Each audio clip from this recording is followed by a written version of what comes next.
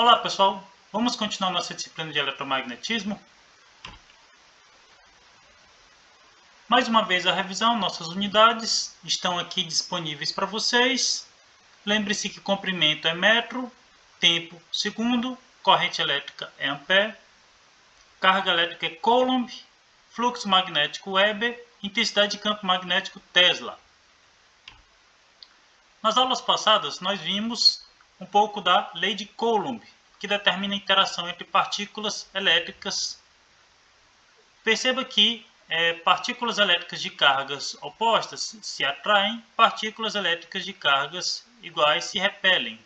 A força é diretamente proporcional ao módulo das cargas, inversamente proporcional ao quadrado da distância. Estudamos também um pouco de ímãs e campos magnéticos. Polos iguais se repelem, polos opostos se atraem. E vimos um pouquinho da lei de Oersted, feita pelo experimento de Oersted, onde uma corrente elétrica produz um campo magnético. Vimos também que uma bobina é um conjunto de espiras feito para intensificar o campo magnético produzido por uma corrente elétrica. Hoje a gente vai falar um pouquinho sobre experimentos e sobre as leis de Maxwell. Oersted, como já vimos, observou que uma corrente elétrica era capaz de mudar a orientação de uma bússola. Neste caso, ele percebeu que esta corrente elétrica produz um campo magnético. Esse foi um dos eventos iniciais do estudo do eletromagnetismo, da forma como conhecemos hoje. Afinal, se uma corrente elétrica produz um campo magnético, será que um campo magnético não poderia produzir uma corrente elétrica? Entre outras implicações. Várias pessoas estudaram isso ao longo, principalmente do século XIX. E Maxwell reuniu o resultado do estudo de vários deles. Inclusive, nós temos as 4 equações de Maxwell, que são equações diferenciais parciais, e elas são um dos últimos estudos de mecânica quântica, por muitos considerados como o último grande avanço da mecânica clássica, não mecânica quântica. As equações de Maxwell, elas representam os estudos principalmente de Gauss, Ampère e Faraday. Bem, mas o que especificamente Gauss estudou? Gauss estudou principalmente os campos elétricos. Ele quem determinou a forma de desenhar campo elétrico. Determinou que o campo elétrico se origina em partículas positivas e se destina a partículas negativas, entre outras fórmulas que não vamos detalhar neste momento por serem equações diferenciais. Também estudou o magnetismo. Ele também foi quem determinou que o campo magnético é produzido no Polo Norte e vai ao Polo Sul. Perceba que esse estudo de Gauss foi essencial para o avanço do eletromagnetismo.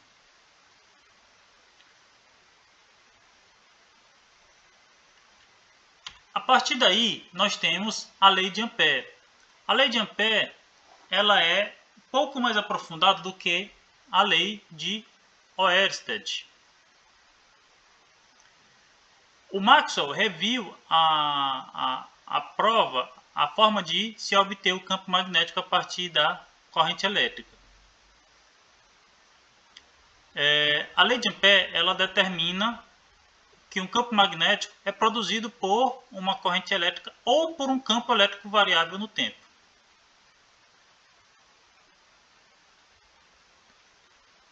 Assim, a partir deste estudo foi que começaram os estudos para buscar uma forma de produzir uma corrente elétrica a partir de um campo magnético.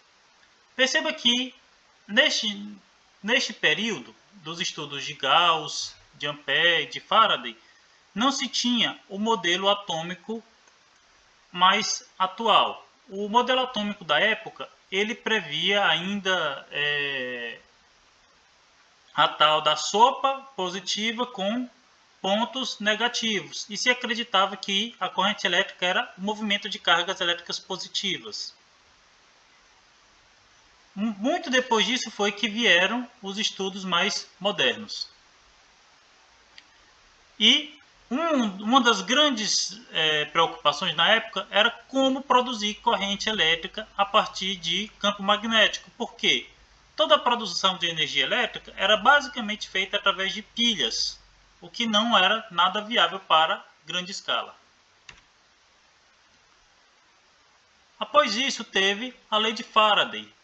Faraday foi quem percebeu como que uma partícula, um campo magnético podia produzir uma corrente elétrica.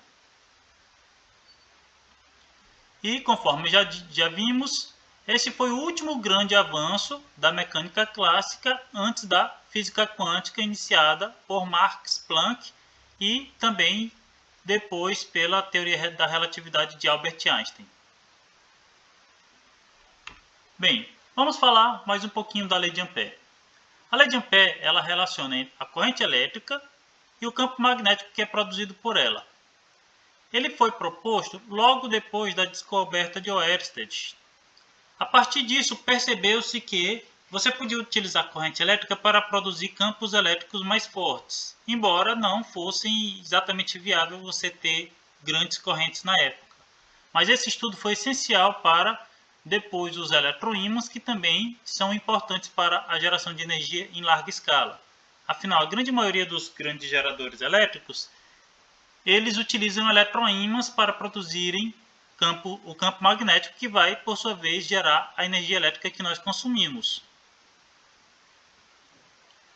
A lei de Ampère, ela é a equação diferencial que ela é vista aqui.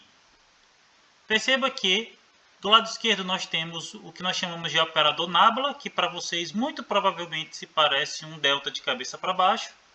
Não vamos detalhar o que é esse operador nabla aqui, e nem o estudo dessa equação, porque ela depende de estudo integral e derivado. Porém, nós vamos avaliar uma simplificação, que é esta fórmula, onde a densidade de campo magnético é o fluxo dividido pela área. Perceba que com essa fórmula você consegue entender claramente que eu consigo um equipamento menor se eu conseguir aumentar a densidade de campo magnético. Ou seja, se eu conseguir aumentar o fluxo magnético que passa por determinada área, eu posso ter, por exemplo, um transformador menor. Afinal, se eu utilizar um material que consegue conduzir um fluxo magnético maior, eu não vou precisar de uma área grande. O meu transformador naturalmente fica menor e possivelmente mais barato de fabricar. Afinal, eu consigo obter o mesmo campo magnético a partir de um fluxo menor se eu conseguir diminuir a área. E a lei de Faraday? Faraday foi quem percebeu que para produzir uma corrente elétrica a partir de um campo magnético, esse campo magnético precisava variar no tempo.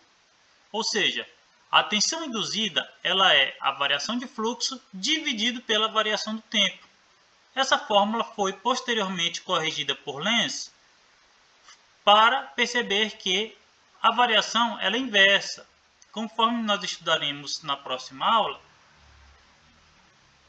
quando o campo magnético aumenta, a tensão é negativa. Quando o campo magnético diminui, a tensão é positiva. Dessa forma, pessoal, continuaremos no próximo vídeo este assunto de experimentos e leis do eletromagnetismo. Obrigado a todos.